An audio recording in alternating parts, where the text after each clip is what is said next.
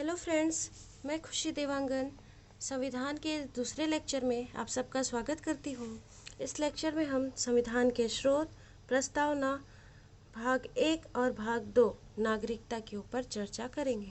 तो चलिए स्टार्ट करते हैं। भारतीय संविधान के स्रोत अर्थात भारतीय संविधान में जो हम नियम, कानून, चीज़ें, व्यवस्था जो देखते हैं, आखिर वो कहाँ से आई, है ना।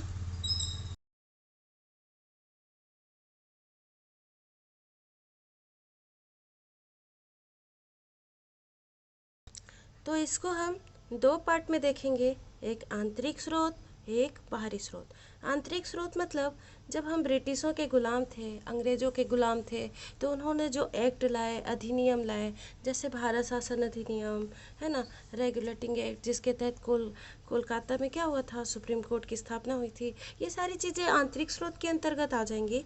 और बाहरी स्रोत मतलब जो हमने विदेशों से अपनाया, जो विदेशी संविधान थे, उससे जो जो चीज़ें अपनाई, वो सब बाहरी स्रोत के अंतर्गत आ जाएंगी।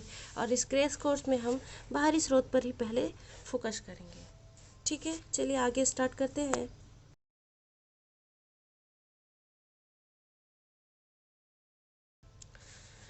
तो विदेशों से हमने क्या अपनाया? एक्चुअली बहुत सारी चीज़ें हैं, हमने संविधान में विदेशों से बहुत सारी चीज़ें अपनाई हैं। तो याद रखना थोड़ा मुश्किल होता है, इसलिए हम इसको एक कहानी के माध्यम से समझते हैं। चलिए मैं आपको एक कहानी बताती हूँ और आपको ये सारी कहानी ध्यान से सुननी है। ओके।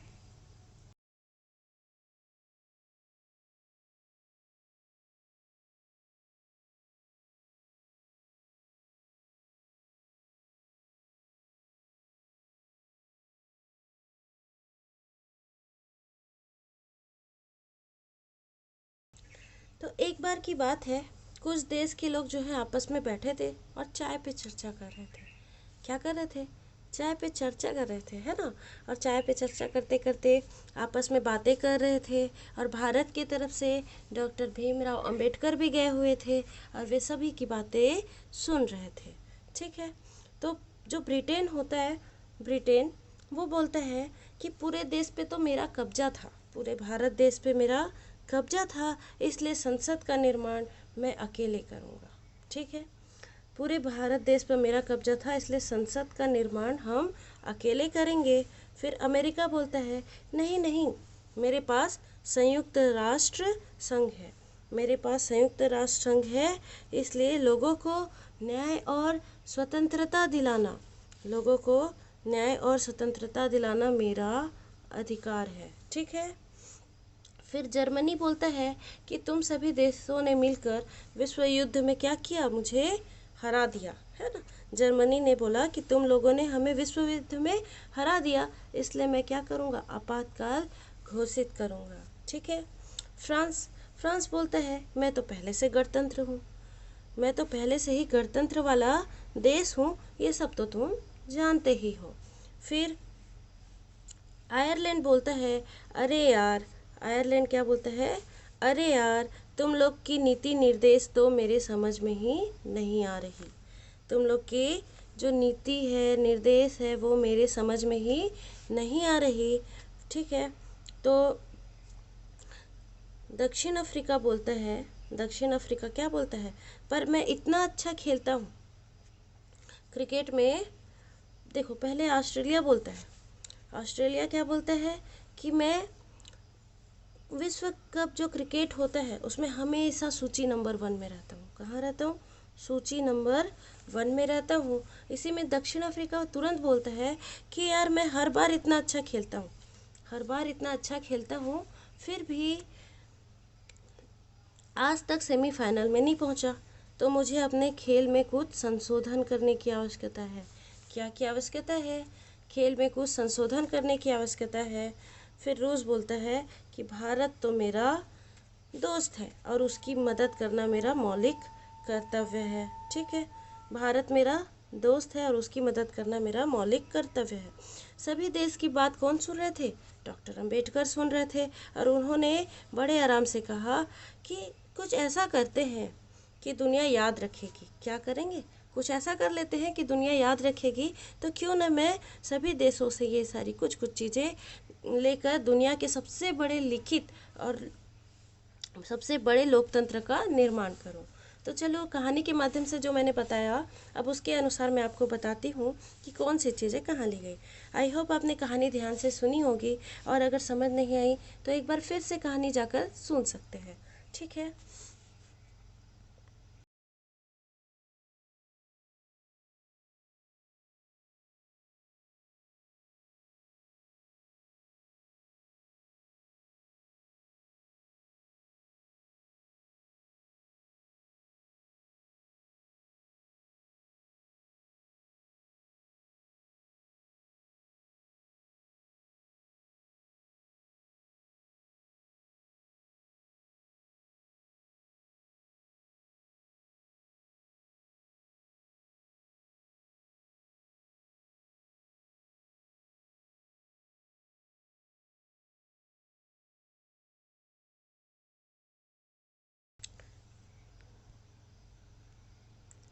चलिए, मैंने बताया कि ब्रिटेन बोलता है कि पूरे देश में मेरा कब्जा था, पूरे भारत देश में मेरा कब्जा था, इसलिए संसद का निर्माण हम अकेले करेंगे। तो यहाँ से क्या आ रहा है, एक संसदीय प्रणाली और एक विधि का निर्माण।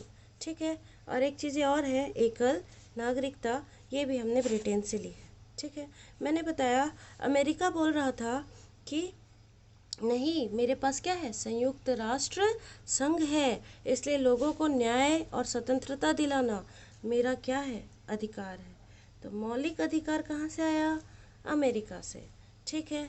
जर्मनी ने कहा तुम लोग हमें विश्व युद्ध में हराए हो। कहाँ हराए हो, विश्व युद्ध में, इसलिए मैं आपातकाल घोषित करूँगा।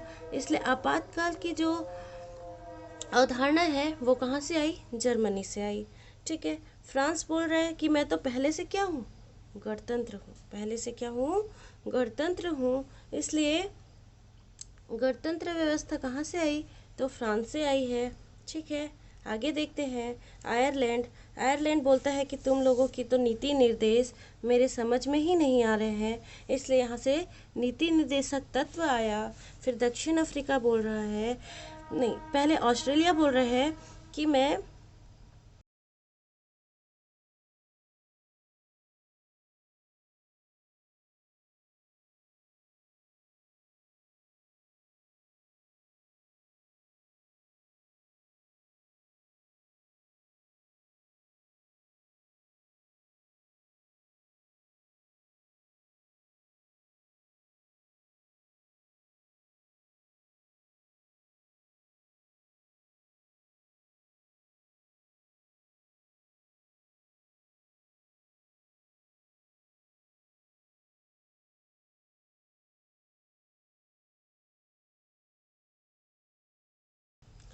जब भी वर्ल्ड कप होता है उसमें सूची नंबर 1 में रहता हूँ। सूची, इससे याद करेंगे आप, समवर्ती सूची। ऑस्ट्रेलिया से क्या आई, समवर्ती सूची।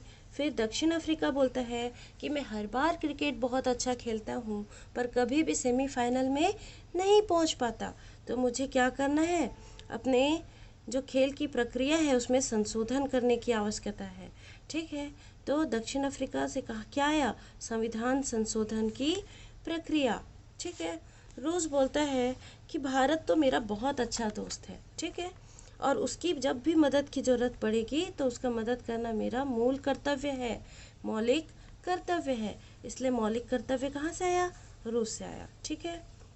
मौलिक अधिकार अमेरिका से, मौलिक कर्तव्य रूस से। ठीक है। चलिए आगे देखते हैं।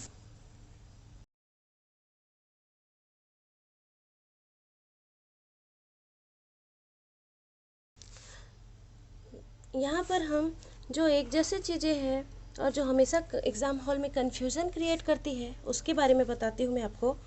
ठीक है। जैसे विधि है, तो विधि का शासन आपको मिला है ब्रिटेन से, पर विधि का संरक्षण अमेरिका से। ठीक है। विधि का शासन ब्रिटेन से, विधि का संरक्षण अमेरिका से, और विधि द्वारा स्थापित प्रक्रिया जापान से।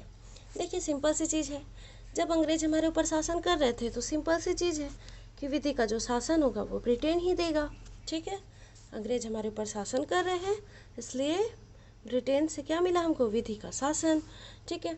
अमेरिका क्या करता है हमेशा, अपने आप को दिखाता है कि मैं सबकी रक्षा करता हूँ, मैं सबसे ऊपर हूँ, टॉप वन में हूँ। इसलिए जो विधि का संरक्षण है वो आपको कहाँ से याद रखना है, अमेरिका से याद रखना है। और विधि द्वारा स्थापित प्रक्रिया जापान से, ठीक है। वो स्थापना करने में माहिर है, वहाँ हमेशा सुनामी भूकंप आते रहते हैं, फिर भी जापान अपने आप को इस्टेब्लिश कर लेता है ना। तो आपको ये तीनों चीज़ें याद हो जाएंगी एकदम इजी से। विधि का शासन ब्रिटेन, विधि का संरक्षण अमेरिका, विधि द्वारा स्थापित प्रक्रिया जापान, ठीक है। अब देखते हैं मौलिक।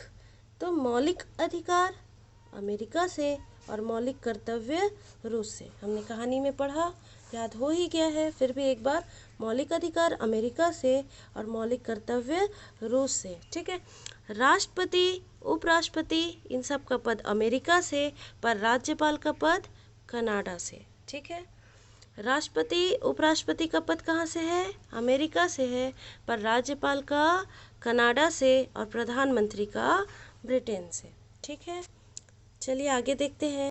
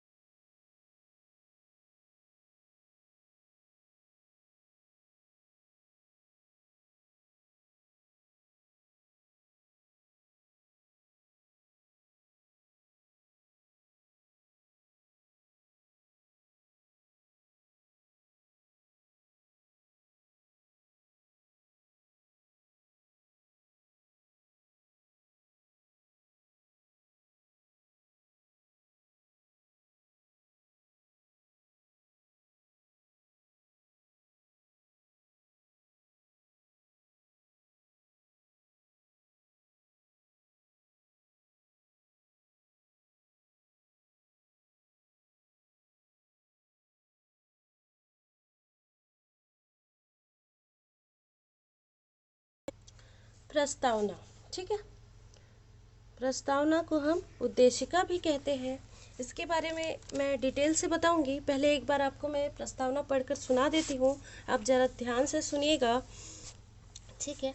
हम भारत के लोग भारत को एक संपूर्ण प्रभुत्व संपन्न समाजवादी पंथ निरपेक्ष लोकतंत्रात्मक गणराज्य बनाने के लिए तथा इसके समस्त नागरिकों को सामाजिक, आर्थिक, राजनीतिक न्याय, विचार, अभिव्यक्ति, विश्वास, धर्म और उपासना की स्वतंत्रता, प्रतिष्ठा, अवसर की समता प्राप्त कराने के लिए, ठीक है, और उन सब में व्यक्ति की गरिमा और राष्ट्र की एकता, अखंडता सुनिश्चित करने वाली बंधुता बढ़ाने के लिए दृढ़ संकल्पित होकर इस संविधान सभा में आज दिनांक 26 नवंबर 1949 को एतद द्वारा संविधान को अंगीकृत, अधिनियमित और आत्मर्पित करते हैं, ठीक है।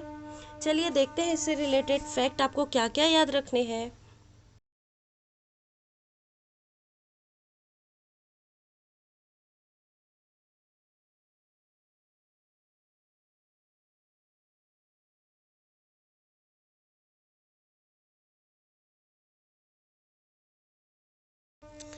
सबसे पहले तो आपको ये याद रखना है कि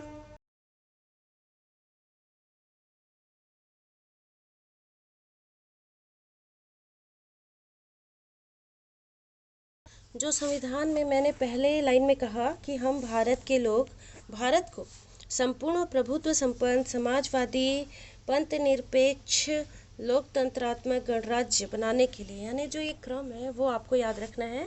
इसके लिए एक छोटी सी ट्रिक है, SSPLG, ठीक है। SSPLG, एस से क्या है, संपूर्ण प्रभुत्व संपन्न, फिर एस से समाजवादी, फिर पंथ निरपेक्ष, एल से लोकतंत्रात्मक और जी से गणराज्य। ये क्रम पूछेगा अरेंज करने के लिए, आगे पीछे कर देगा और आपको कहेगा कि आप अरेंज करिए, तो आपको एक क्रम याद होना चाहिए, है ना। SSPLG, संपूर्ण प्रभुत्व संपन्न, समाजवादी, पंथ निरपेक्ष, लोकतंत्रात्मक, गणराज्य, ठीक है। और इसमें और एक फैक्ट ये याद रखना है आपको कि जो संविधान की मूल प्रस्तावना थी उसमें 42वां संविधान संशोधन करके 1976 में 3 शब्द जोड़े गए। कौन से? समाजवादी, पंथ निरपेक्ष, अखंडता। क्या क्या शब्द जोड़े गए?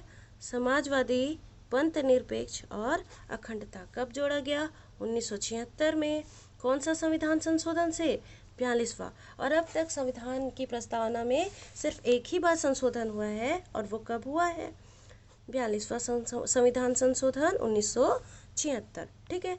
अब एक और चीज़ आपको याद रखनी है, प्रस्तावना का जो विचार था वो हमने अमेरिका से लिया है, पर जो प्रस्तावना की भाषा है, जिस भाषा में जिस तरीके से प्रस्तावना लिखा गया है वो ऑस्ट्रेलिया से लिया गया है। तो यहाँ पे कोई कन्फ्यूज़न नहीं रखेंगे। प्रस्तावना का विचार है वो अमेरिका से है, पर प्रस्तावना की भाषा ऑस्ट्रेलिया से है, ठीक है। मैंने आपको पहले वीडियो में बताया था, अपने पहले वीडियो लेक्चर में अगर आपने नहीं देखा हो तो वो जाकर फिर से देख लीजिए। 13 दिसंबर 1946 को जवाहरलाल नेहरू ने संविधान सभा में प्रस्तावना को प्रस्तुत किया था, और 22 जनवरी 1947 को क्या हुआ था? पारित हुआ था, ठीक है। चलिए कुछ और फैक्ट्स याद करते हैं।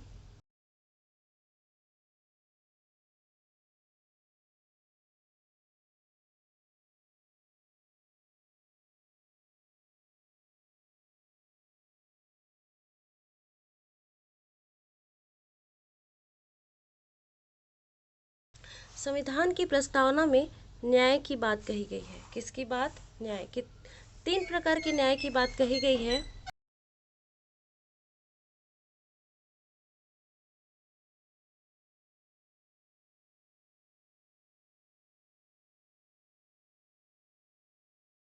तीन प्रकार के न्याय की बात कही गई है। एक सामाजिक न्याय, आर्थिक न्याय और राजनीतिक न्याय, ठीक है।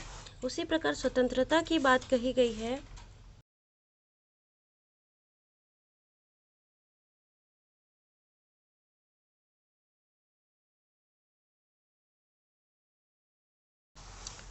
कैसी स्वतंत्रता? विचार की, अभिव्यक्ति की, विश्वास की, धर्म की और उपासना की। समता की बात कही गई है, ठीक है। समता या समानता, तो प्रतिष्ठा की समता, समानता, अवसर की समानता, है ना। और यही सारी चीज़ें हमें आगे पढ़ेंगे संविधान में तो देखने को भी मिलेंगी, ठीक है। फिर और क्या बात कही गई है? एकता की, अखंडता की, ठीक है। और आपस में भाईचारा यानी बंधुता बढ़ाने की बात कही गई है। ये सारी चीज़ें आपको याद रखनी है। और एक चीज़ और याद रखना है कि संविधान की प्रस्तावना में दिनांक का उल्लेख है। कौन से दिनांक का? 26 नवंबर 1949 को। मैंने आपको बताया था कि संविधान अंगीकृत कब किया गया? 26 नवंबर 1949 को, लेकिन लागू कब हुआ? 26 जनवरी 1950 को, ठीक है। चलिए आगे देखते हैं।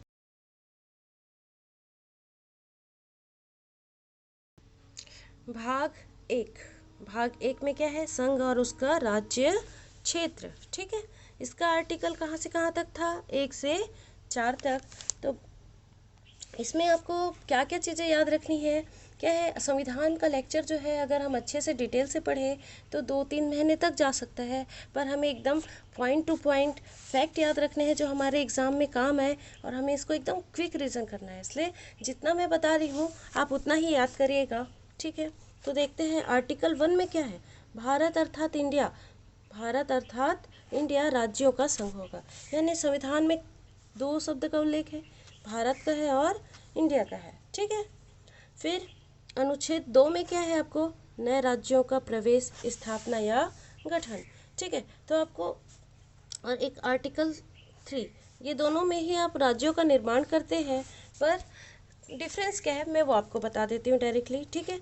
नए राज्यों का प्रवेश, स्थापना या गठन आर्टिकल 2 में है। इसके तहत मतलब इसका निर्माण करने का सबसे पहले तो अधिकार किसके पास होगा, तो संसद के पास होगा, ठीक है। और संसद में क्या आ जाते हैं आपके, लोकसभा, राज्यसभा और राष्ट्रपति, तीनों से मिलकर बनता है ये संसद, है ना। निम्न सदन, उच्च सदन और फिर राष्ट्रपति से, ठीक है। तो राज्यों का प्रवेश होगा, स्थापना होगी, इसका अधिकार किसके पास होगा, संसद के पास होगा, ठीक है। और जब भी आर्टिकल 2 के तहत राज्य का निर्माण होगा तो भारत की जो सीमा है, भारतीय सीमा है, उसमें परिवर्तन होगा, ठीक है। जैसे सिक्किम हो गया, है ना, गोवा हो गया, इसको इसी आर्टिकल 2 के तहत हमारे भारत देश में सम्मिलित किया गया, ठीक है। आर्टिकल 3 में भी राज्यों का जो निर्माण हो रहा है, तो उसमें क्या होगा, जो भारतीय सीमा है, पहले से ही भारत की जो सीमा बनी हुई है, उसके अंदर जो राज्य है ना, उससे या तो काट कर या फिर 2-3 राज्यों को मिलाकर, या जो भी राज्य की सीमा है उसमें परिवर्तन करके नया राज्य का निर्माण करता है कौन, संसद करेगा, है ना। तो इसमें क्या हो रहा है, बाहर बाहर से राज्य को भारत में प्रवेश करा रहे हैं, ठीक है। तो इससे भारतीय सीमा में वृद्धि हो रही है, पर आर्टिकल 3 में वृद्धि नहीं हो रही है। इसमें पहले से जो राज्य है उनकी सीमाओं में परिवर्तन करके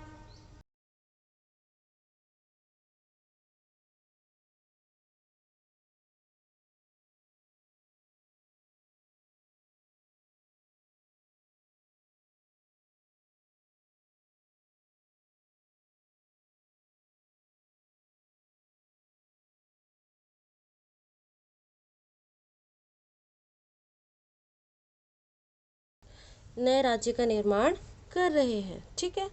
आई होप आपको कोई डाउट नहीं होगा, अगर होगा तो आप फिर से पूछ सकते हैं, ठीक है। और आर्टिकल 4 में क्या है, तो आर्टिकल 4 में ये है कि जो आर्टिकल 2 में और 3 में संसद के द्वारा नए राज्यों का गठन होगा, है ना, 2 के तहत, 3 के तहत जो भी नए राज्यों का गठन होगा या उसका निर्माण होगा, उसके लिए संविधान में जो भी संशोधन किया जाएगा, ठीक है, संविधान में जो संशोधन किया जाएगा वो साधारण बहुमत से पारित होगा, ठीक है, साधारण बहुमत से पारित संशोधन माना जाएगा, ठीक है।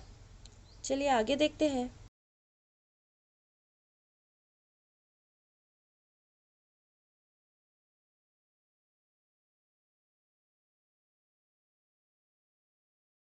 अच्छा, मैं इसका एग्जाम्पल बता देती हूँ। आर्टिकल 3 के तहत जैसे राज्यों का निर्माण हुआ है, ठीक है, आर्टिकल 3 के तहत जिन राज्यों का निर्माण हुआ है, ठीक है, तो जैसे हमारा छत्तीसगढ़ हो गया है, इसको छत्तीसगढ़ का निर्माण करने के लिए हमें भारत के बाहर से कोई क्षेत्र शामिल करना नहीं पड़ा।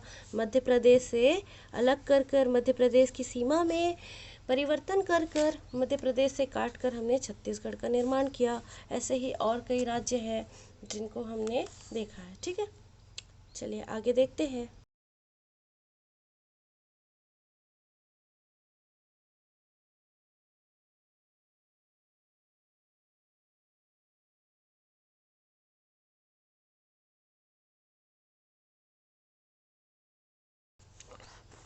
भाग 2, नागरिकता, इसका आर्टिकल कहाँ से कहाँ तक है, 5 से 11, ठीक है। तो आपको देखो एकदम इजी है, याद हो जाएगा आपको। तो सबसे पहली चीज़ यही याद रखनी है कि नागरिकता जो है भाग 2 में है और अनुच्छेद 5 से 11 में है। तो देखते 5 में क्या है, जब संविधान जब बना उस समय लोगों की नागरिकता कैसी थी, है ना। संविधान बनने के समय जो व्यक्ति या उसके दादा दादी जो पीढ़ी थी, 4 पीढ़ी थे, वो अगर भारत में निवास करते थे तो उनको भारतीय नागरिकता मिल जाती है, ठीक है। फिर अनुच्छेद 6 में क्या हुआ कि जब 19 जुलाई 1948 को भारत सरकार ने एक परमिट जारी किया, है ना, तो उस समय, उससे पहले तक जो पाकिस्तान से भारत आ गए उनको नागरिकता मिली, ठीक है। पाकिस्तान से कहाँ आए, भारत आए, उनको नागरिकता मिली। ठीक वैसे ही आर्टिकल 7 में जो भारत से पाकिस्तान चले गए, ठीक है, भारत से कहाँ चले गए, पाकिस्तान चले गए, ठीक है। तो वहाँ से उसके बाद वापस आता है। कब कब तक आता है? एक सेकेंड। हाँ,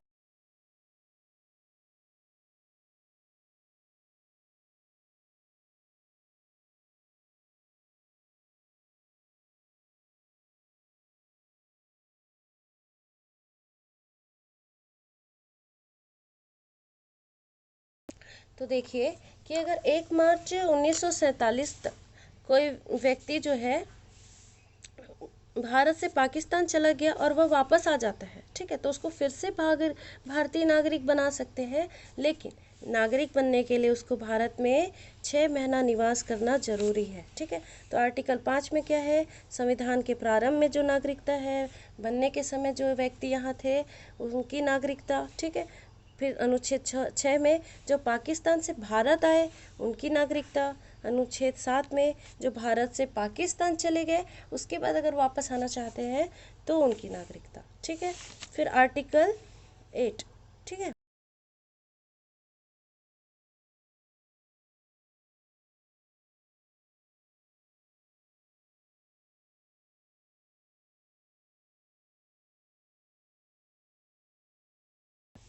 भारत के बाहर रहने वालों के लिए नागरिकता, यानी विदेश में रहने वालों के लिए नागरिकता, ठीक है। तो इसमें क्या होता है कि यदि कोई व्यक्ति है जो भारत से बाहर निवास कर रहा है और उसके माता पिता या दादा दादी में से कोई भी जो अविभाजित भारत यानी जब पाकिस्तान नहीं बना था उसमें पैदा हुआ था, तो व्यक्ति भारत का नागरिक बन सकता है, ठीक है। और यह व्यक्ति नागरिक कब बनेगा? यह व्यक्ति जो इनकी नागरिकता होगी वो भारतीय दूतावास में पंजीकरण कराएंगे वो, ठीक है।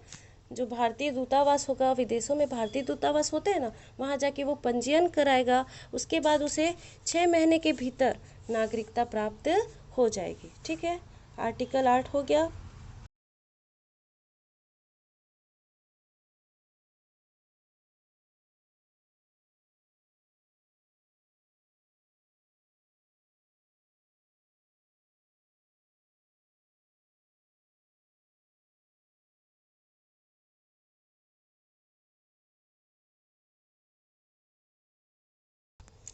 अब देखते हैं अनुच्छेद 9। अनुच्छेद 9 मतलब समापन से ही रिलेटेड है, मैं आपको समझाती हूँ कैसे।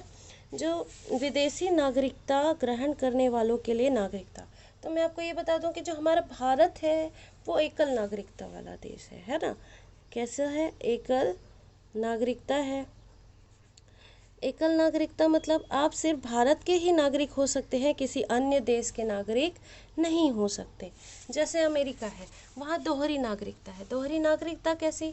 कि अमेरिका में रहने वाला व्यक्ति वहाँ अमेरिका देश का तो नागरिक होगा ही, अमेरिकी नागरिक होगा ही, लेकिन साथ ही साथ वो जिस राज्य में रहता है वहाँ का भी नागरिक कहलाता है। लेकिन हमारे भारत में ऐसा कुछ नहीं है। हमारे भारत में सभी सिर्फ एक ही नागरिकता धारण करते हैं, और वो कौन सी है? भारतीय। और जिस राज्य में निवास करते हैं वो वहाँ के निवासी हो सकते हैं, राज्य के निवासी हो सकते हैं, लेकिन नागरिक सिर्फ भारत के होंगे, है ना। तो जब हमारे भारतीय संविधान में लिखा है कि एकल नागरिकता का प्रावधान है, तो यदि कोई भारतीय नागरिक विदेश में जाकर विदेशी नागरिकता धारण कर लेता है तो उसकी नागरिकता भारत से समाप्त हो जाएगी, ठीक है।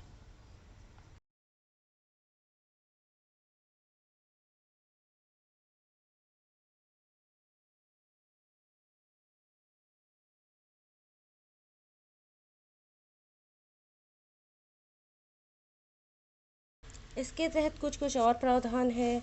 जैसे कोई देशद्रोह कर रहा है या ऐसे किसी अपराध में लिप्त माना जा रहा है तो उसकी भी नागरिकता समाप्त हो सकती है, ठीक है। यदि कोई व्यक्ति स्वेच्छा से चाहे तो भी अपनी नागरिकता त्याग सकता है।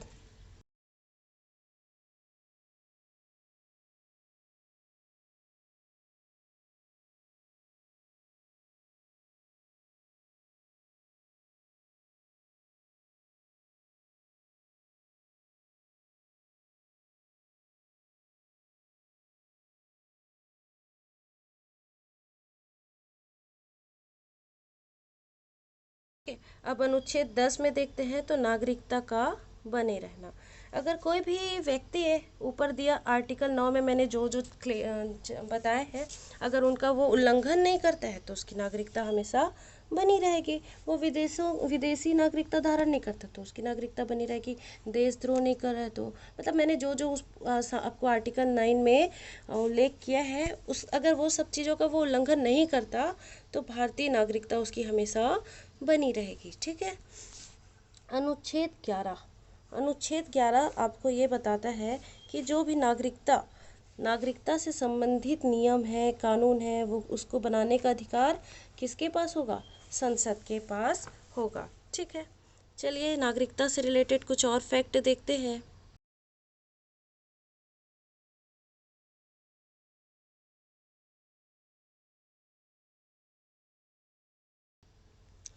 नागरिकता अधिनियम 1955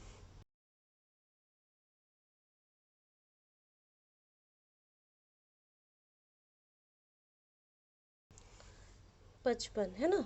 नागरिकता अधिनियम 1955। तो हम देखते हैं कि आखिर भारत में अगर आपको नागरिकता चाहिए तो कैसे मिलेगी? तो 5 प्रकार से आप नागरिकता धारण कर सकते हैं। ठीक है। और वो 5 आधार क्या है? एक तो जन्म के आधार पर, आपको भारत में जन्म लेना होगा, जन्म लेते ही आपको भारतीय नागरिकता मिल जाएगी। एक है वंशक्रम के अनुसार। वंशक्रम के अनुसार मतलब जिसका जन्म भारत से बाहर हुआ है, लेकिन ठीक है, उसका जन्म तो भारत से बाहर हुआ है लेकिन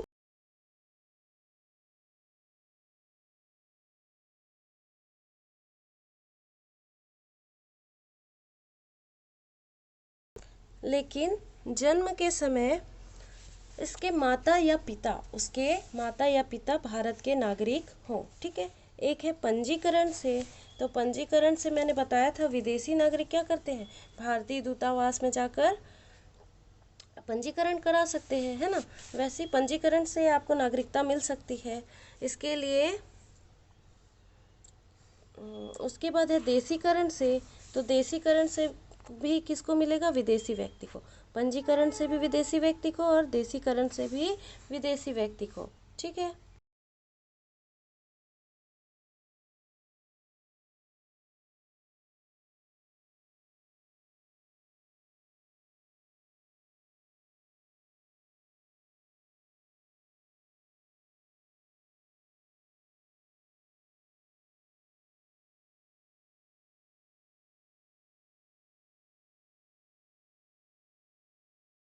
और पांचवा है भूमि अधिग्रहण से, है ना।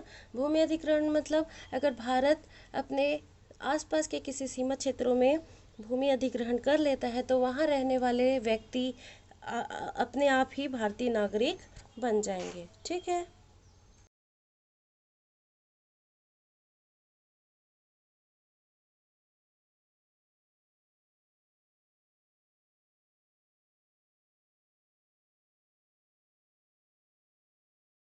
अब आपको कुछ और महत्वपूर्ण फैक्ट याद रखने हैं कि नागरिकता अधिनियम 1955 में अब तक कितनी बार संशोधन हो चुका है? तो 6 बार। कब कब हुआ है? 1986, 1992, 2003, 2005, 2015 और 2019। ठीक है। तो आपको ये याद रखना है कि नागरिकता अधिनियम जो 1955 में बना, उसमें अब तक कितनी बार संशोधन हुआ है? 6 बार। कितनी बार? 6 बार। कब कब हुआ है वो याद रखेंगे। तो ये छोटा सा टॉपिक था, इससे ज़्यादा क्वेश्चन नहीं बनते, इसलिए हम ज़्यादा डिटेल से नहीं पढ़ रहे हैं। जितने फैक्ट मैंने आपको बताए हैं वो आप अच्छे से करके जाइए। तो जितना भी अगर आपसे एक क्वेश्चन आ रहा है, 2 क्वेश्चन आ रहा है, डेफिनेटली आपसे बन जाएगा। इससे बाहर आपसे आप और कुछ नहीं पूछा जाएगा। लेक्चर कैसा लगा आप कमेंट बॉक्स में ज़रूर बताइए, और कोई डाउट हो तो आप बेझिझक मुझसे पूछ सकते हैं। Thank you.